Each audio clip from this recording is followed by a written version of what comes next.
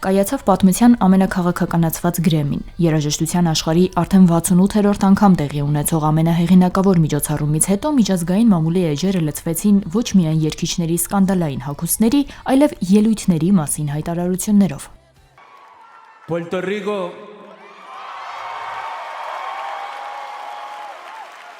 Նախքան Աստծուն շնորհակալություն հայտնելը, ես ասում եմ, կորչի Միացյալ Նահանգների ներգաղթային ոստիկանությունը։ Առաջին ու ամենաուղիղ քաղաքական տեքստը աշխարհի ուշադրությունն իր վրա սևեռած երաժշտական մեգանախագծի բեմից հնչեցրեց պուերտորիկացի рэփեր Bad Bunny-ն։ Նա հաղթել է տարվա ալբոմ անվանակարգում լատինոամերիկյան հայտնի ռեգեթոն ոճի ալբոմի համար։ Սա Գրեմիի պատմության առաջին դեպքն է, երբ ամբողջությամբ իսպաներենով ալբոմն արժանանում է գլխավոր մրցանակի։ Մեկ այլ մրցանակ նա ստացել է քաղաքային երաժշտություն անվանակարգում։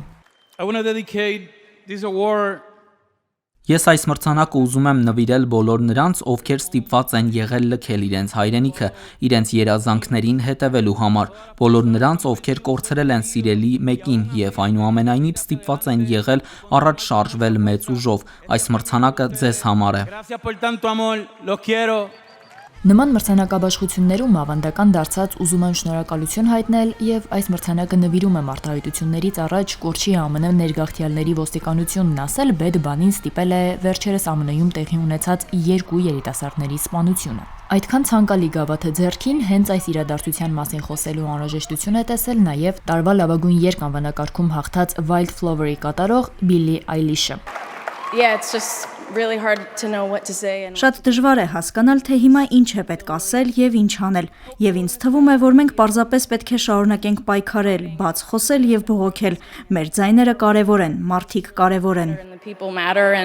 Սա ի դեպ այս տասնամյակում Billie Eilish-ի ստացած 3-րդ մրցանակն է։ Այս տարվա Գրեմիում ամենամեծ թվով մրցանակների արժանացել է 38-ամյա рэփեր Քենդրիկ Լամարը։ Նա առաջադրվել է 9 անվանակարգում, դառնալով պատմության մեջ ամենաշատ պարգևատրված рэփ արտիստը Jay-Z-ից հետո։ Լամարն այժմ ունի ընդհանուր 26 Գրեմի։ Այս տարի նրանն էին լավագույն рэփ ալբոմ, լավագույն рэփ կատարում, լավագույն рэփ երգ, լավագույն մեղեդային рэփ կատարում և տարվա ձայնագրություն մրցանակները։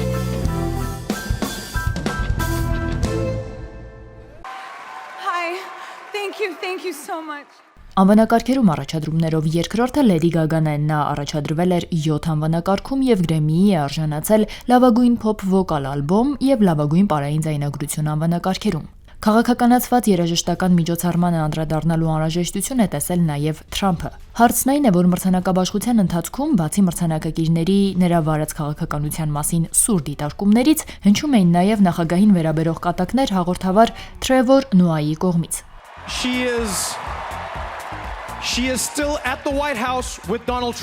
Հետևանքը երևաց Թրամփի սոցիալական էջում։ Նա գրեց.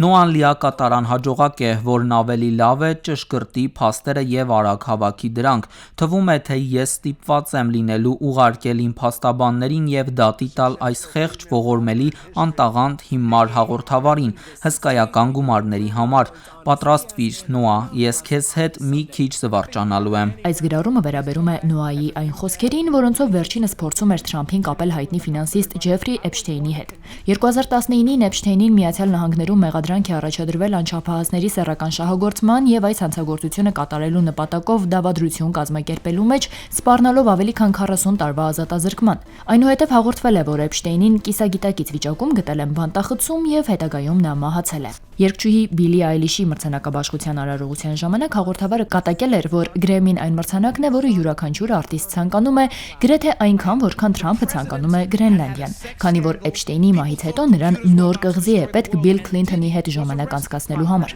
Թրամփը այս հայտարարությանն արձագանքելիս շեշտել է Գրեմի մրցանակաբաշխության արարողությունը գրեթե անհնար է դիտել։ Այնուամենայնիվ աշխարհը դիտում էր ամենամասշտաբային երաժշտական նախագիծը, որում հատուկ մրցանակը շնորհվեց նաև լեգենդար ամերիկացի երգչուհի, հայկական արմատներ ունեցող Շերլին Սարգսյանին։ Արուսյակ Կապուկչյան, Ռադիոլուր։